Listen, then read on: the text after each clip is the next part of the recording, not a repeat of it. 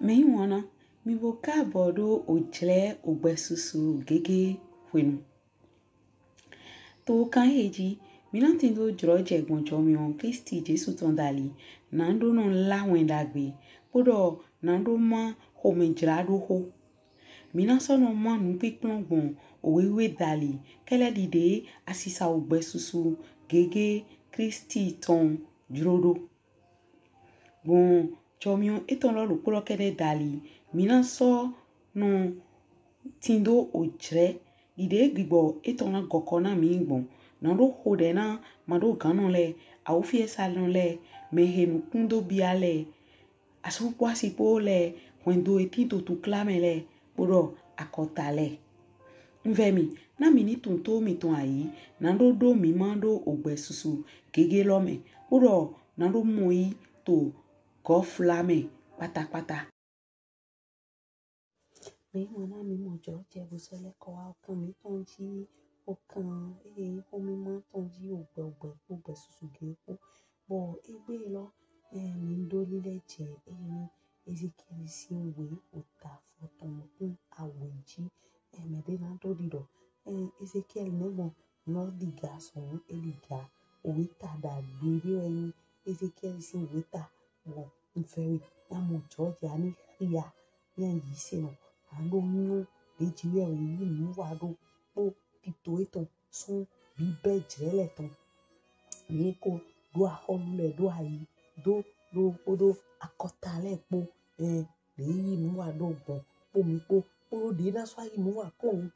po mi po gbon ende mi na eje ho mo yi na be pe chan we to gigo we po la le ko ayi gbaji o Ezekiel si we ta me le ta na te rezeje ene ro ezo wo igbo kuno to no tede jido mama podo melepo na mele ndo yo kududu eton mo vivonu eton owe lo ton ho enele do han ojile gigo ton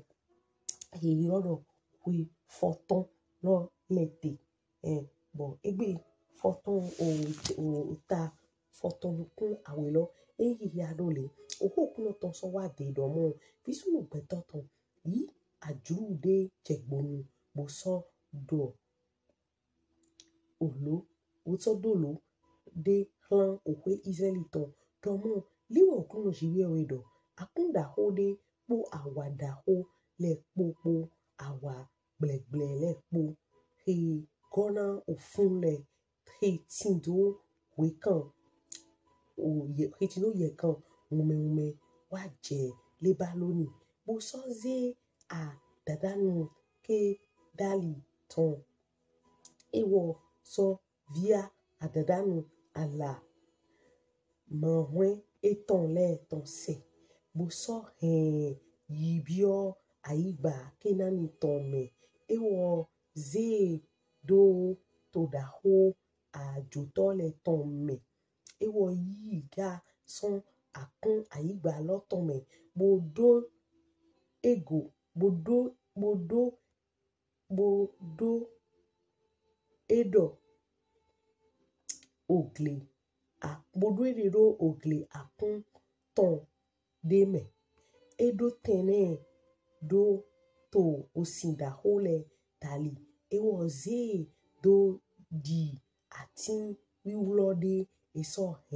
bolezun 20 vunvun okete ton de ala meheton lo le han ewo dali bodo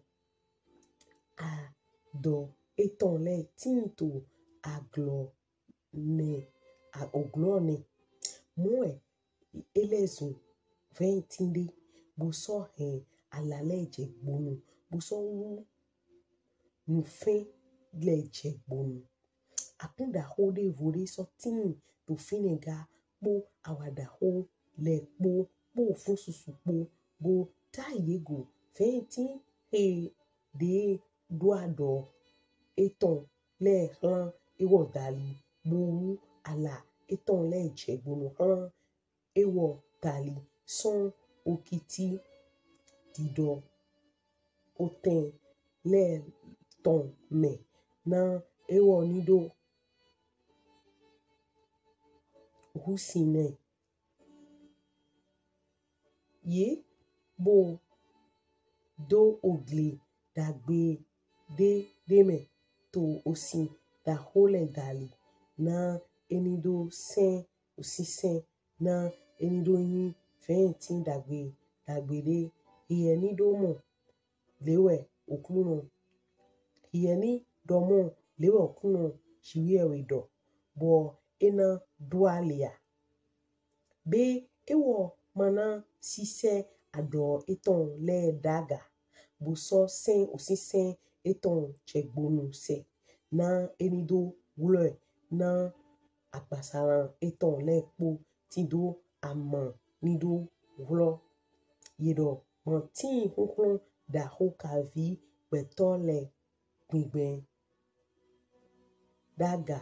bon ado eton le dali moe da yego ni di do be ena duali be ema wlo gidi be ma wlo gidi wenu na che hon wezize dali ton je ego ena wlo to okiti lome fiye ehente kumo oho kuno ton so wa de do mo do divie han okwe ateshito lo ton do be mi ma nyo nuhe onu ele doria be mi ma nyo nuhe le doria do na ye do da yego aholu Babiloni ton na wa Jerusalem bo wule aholu eton po ahovi eton le po bo heye wa je Babiloni eso yi son akun aholu ton me okun aholu ton me bo basi alenu de po ewo so hen ga wa we wule de glo we wule de go we wule de glo bo so be ohlono aiba loton leyi na aholu lo nidoyin mandota na ema na doze de ede daga shiba bonyi alenu etonton dali enido note shiba ewo shiate he to dido ma dagun eton le ran me bio Egypti me na yenido na ose ewo po gbeto susu po be ewo na duale be ewo he wa onumoko na hongan we be ewo na gba alenu lo kan sho bo so hongan we leyin to gbe we okuno shiwe we do nubo oten lo me fine aholu lo he zun aholu ne wiwe me heton ewo vle bodo alenu he ewo vle bodo alenu me heton ewo gba ido ewo na kuto ede to bla bla Babiloni ton me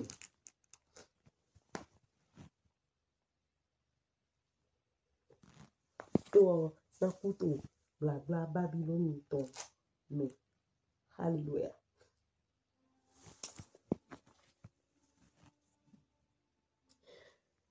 mon flau po àwọn futo hono eton le ton po gbe da ho po ma basine to àwọn lome gba wenu na ye dodo ko le do le yaga ye dodo ko le yaga bo so do osoho le na do san gbeto sususe na ewo ko vle pipule lo bon gbigba alenu lo dali boda yego ewo kona alo eton kancho boko sowa onu ele po ewo mana ngangba ine wutu lewe okruno shiwe ewido le nyetogbe nugbo ikure she he ewo ko vle po alenu he ikure she he ewo ko vle po alenu she he ewo ko gba po iro nyina he na wa ota nyina he wa ota eton lo suji nyina so glen odo she do eji odo che do eji ewo na yin wiwule to omo she ne nyina so ewo wa je Babiloni bona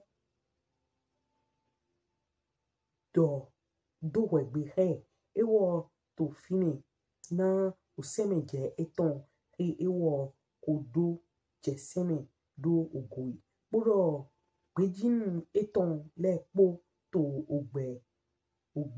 eton le po me na jai gbon ohilo dali boro ye he po lewe ye na so vunvun ran o je hon le po dali ni ule na so nuedo okruno kodo lewo okruno shiwe edo ni na yi son odadanu kedali lo tome bona ze do ni na vie son adadanu eton le me son ala anwe eton le de me ni bona so do eto ose yaga da hogbo deji to ose agayi Israeli tonton loji nyina do edo ebo na so ala leje gbonu bona sen bona kedali dagbe de odo oglo eton we ope awa le poton le ponanono to oye ala eton ton le mewe yena nono odo ati danji ton le pona so nue donye we okruno ko ati yaga lo wa to ko ze ati ido lo daga ko ati omulo ku boko so ati kukulo na do kwa ama ni okruno kodwe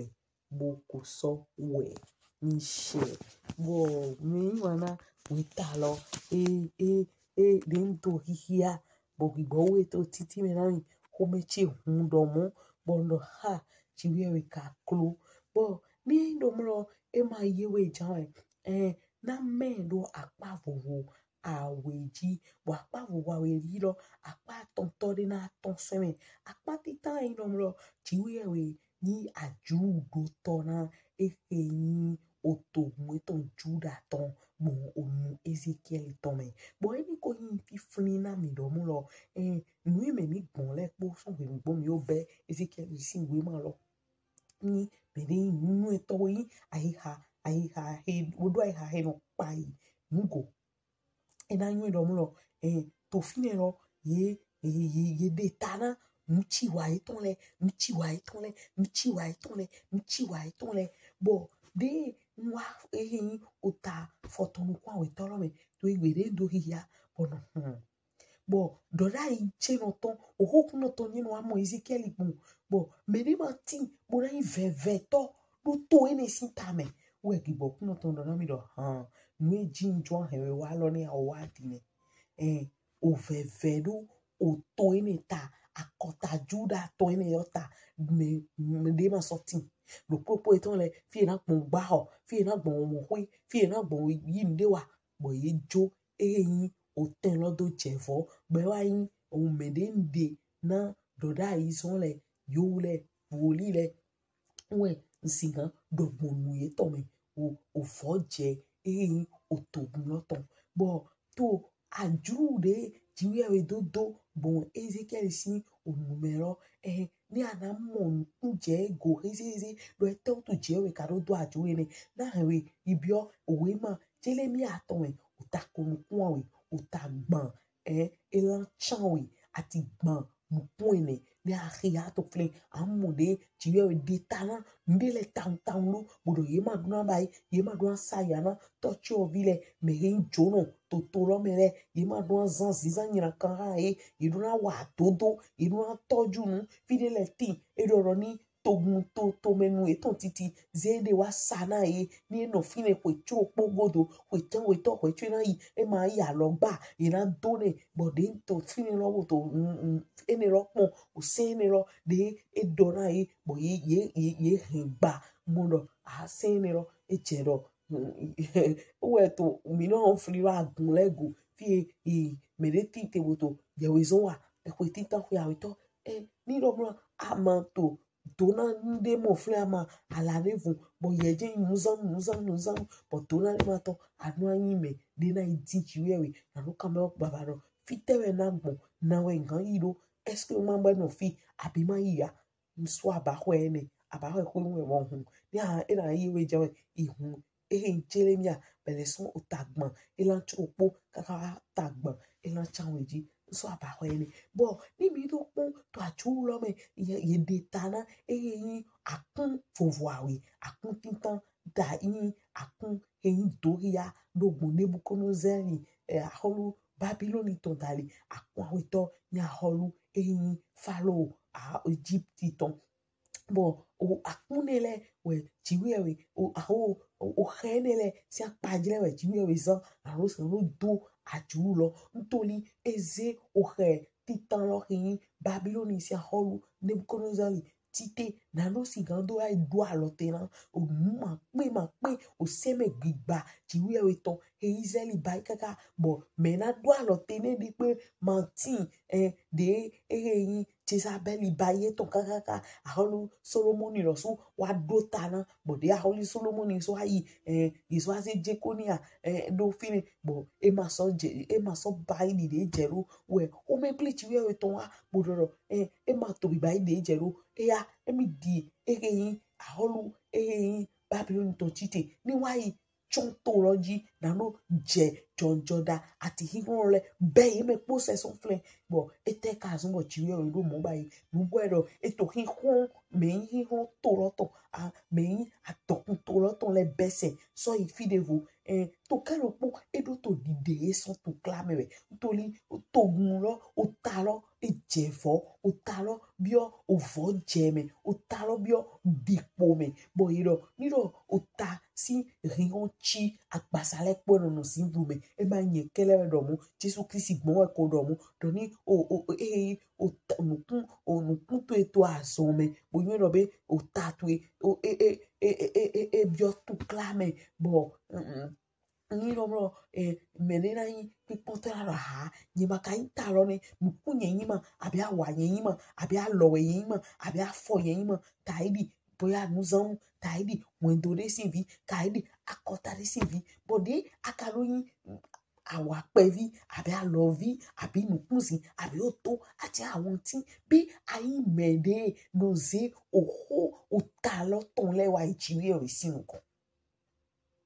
be ayi mede yin mimoto nuchiwari me ile to chichiwari wendo che me to nuchiwa wendo che me ba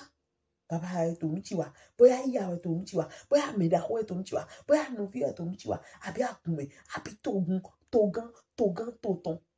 be je yin mede aze okulo ikuli chiwewe kabi ato yin troto do yema bi bai ganjine yeto yasana me yeto le bai nuno ni nu trojante nuti troto e trote me ko me ble chiwewe na wate o me ble chiwewe to no wate boni ko me ble chiwewe to wa ati me nu tro ati me mando de ati me do de plepo i me tout le monde me popo e be biro o khalo me e mo de rovo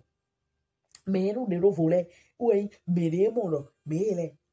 ai ha eton we ye wu le timbo to feve mi fiflina mi we ne mi hia Ezekiel lo si we e di o ta chan we abi ta chan ton bo o se la fun lo de ro wa angeli de wa bu jafa sudo kondo yin akota lo megbe ete do e do yo we to feve le bo to de hodo ta lo mele mi to hia ego bo de e wu le do fu we e do do hia do mlo a holu hele ye do ayi ni va viva sudo do gbo a holu de yi to de yaga han ye si dali ye veto li na chiwewe o veto han chiwewe de ma so atimba to akota nelebe ye dibo ye mamu beno jo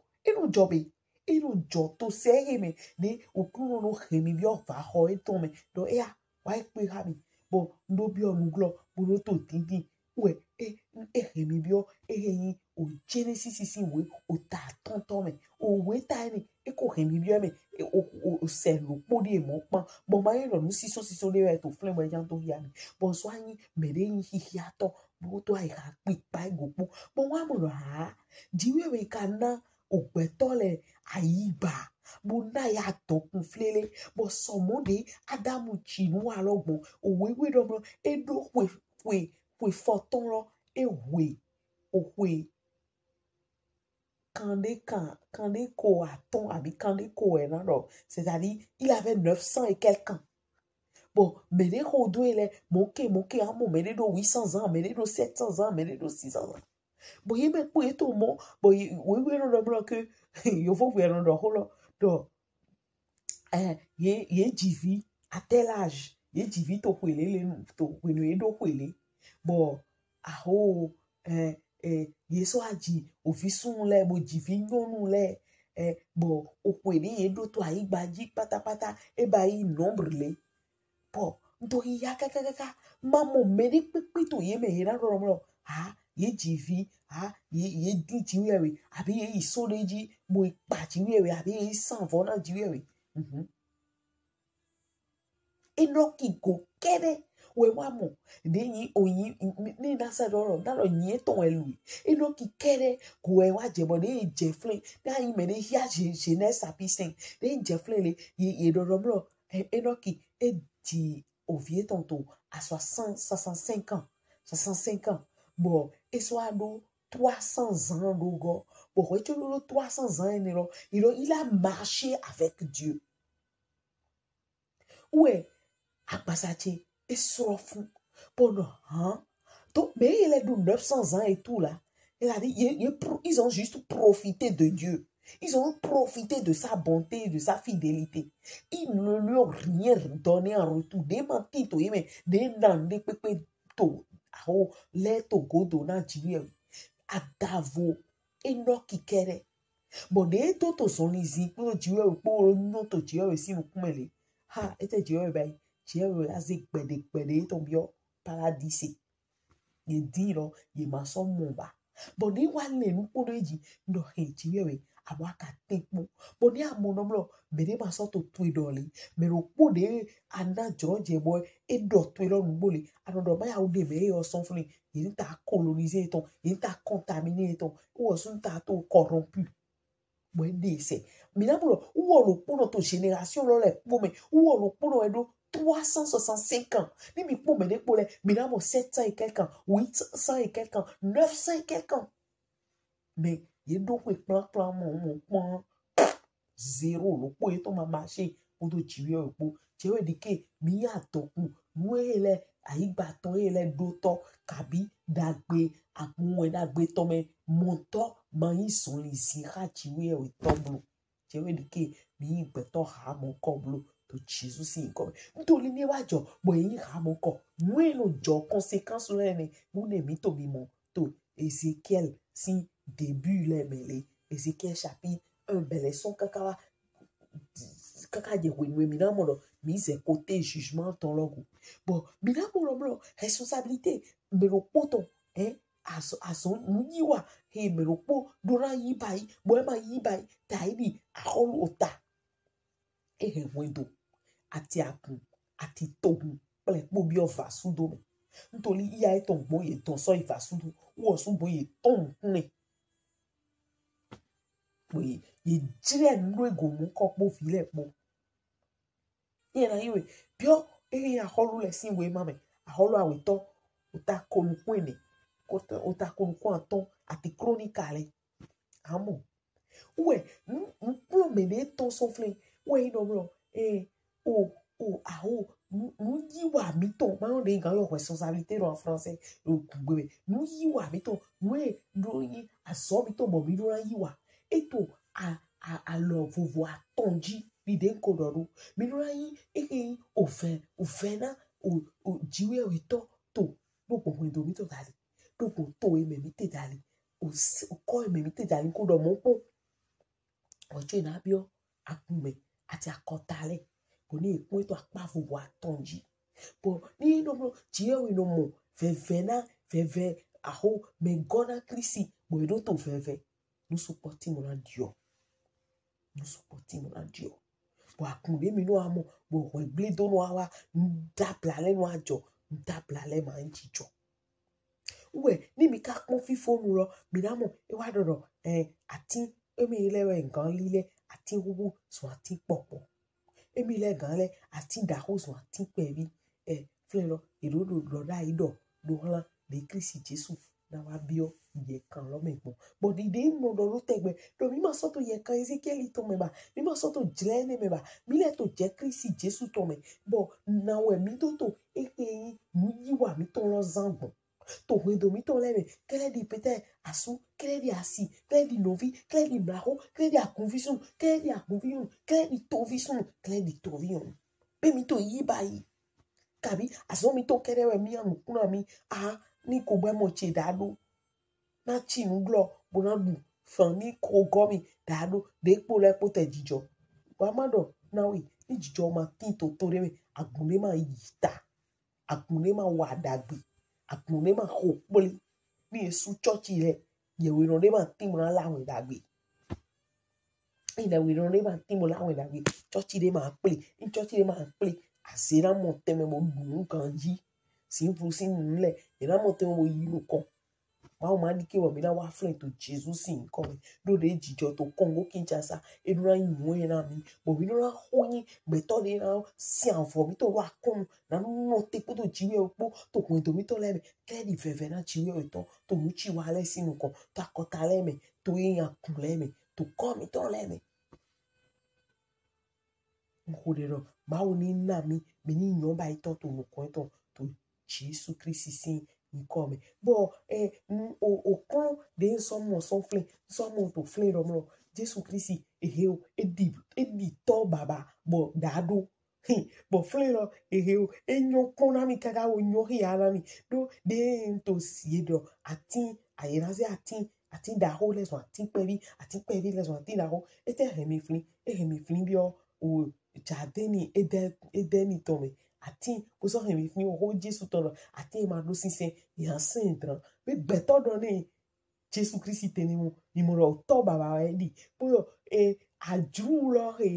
do o to baba do na Ezekiel mo o reganto o Jesus Christ o so no do aju mo na do le do lo teme bondo o tawe edi baba mi to mo dado na jiwe we ni na mi gbigbo eto na mi lo so ni sigan di de Christ di do dagbe we na yin ki go we na so yin na mi to Jesus sin come but we go mi na to clean to o Ezekiel sin we o ta foto no kun awe to lo me man no te ni gble o trying de beton blue fi le de ko gble kaka bo wa ide Ezekiel si se asi so afiroji ntoli nyile to si temewe yi mo nyile si temeyi toli nyile ne ma wa dagbe utu jewe de nyile lo se de wo suso wa flin o le de na di de ho mo na veve mo di de ho to le ni wo lile mo na camera ete so wo ye remplacer mi nyile che bo se nye do te to me ete we nkan ete somo we na hia no ho le ni mo na do yo me o meleko aholu supo chinu le bai hojo adu wa flin ya mini veve na jiwe we to de to ma bai mo kaka wende wo suso afon bodo ete manu ache pipa aholu Babylon to Nebuchadnezzar goroba we wa diyan dogo to follow ma te mo ki ro le ro wole nkan ni mi do to we lo o ya iji bo ye do ya ne mo ko eto ya ne moko nkodero mi ma rater na mission mi to Jesus sin comme ba je we zero do fide bo fide atero ta so me so nkan wa to yo ni makano fle ni ro je we zero do fle na titori we we haji we ni dogi awe no to he we do te fle na ani sin do nyon we ana yiwa ani ma good le ro table abi ani so ayi o ta so me zero do fle to bo he to clara besoin de we to me blo to Jesus sin ni come mai no konga mon ko do supo bo nyoro monodina ze cheju bango shibani se cheju gango jale mi soke mi na do te fi na ro hole baba mi mo do mlo ayuro mi na mi si na do yin musanu o fe ton me ro hole na ho dole na kotale na o to mi to le na kun to plepo me mi mo do mi yiwa mi to apa vovo atonji bo mi ma no yi san de jerone we dey anti no te wo no kuno gble we to no abe alota uno mo do ha kan ni to yin doro ri o yin ro so ri to kan don e ko kan yin ro su we to ma ri alo lo mu mo si san glo ye baba adike mi so no te ro fine blo to Jesus in come na bi ri ko ri no dalo akon to egi mu kontwe na ro yin ala momi ta idi fe na we to fe de to to gbo do chi dali no gbo akota dali no gbo akunle dali to Jesus in come nu gboro de to jijero me ro popo do sauf qui peut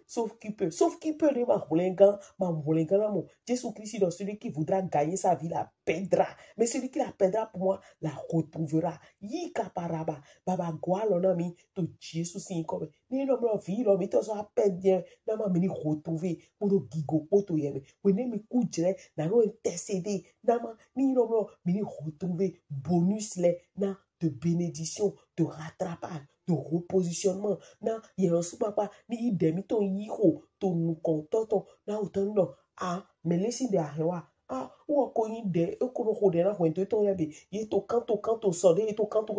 e gbovo to yeme mo do me vowe de do vowe ai na fona ho to baba di ke mi ni me di ana mo to ye kan ni le me na no yin o fe na we to Jesus sin ni come na ma mi ni mai me de na du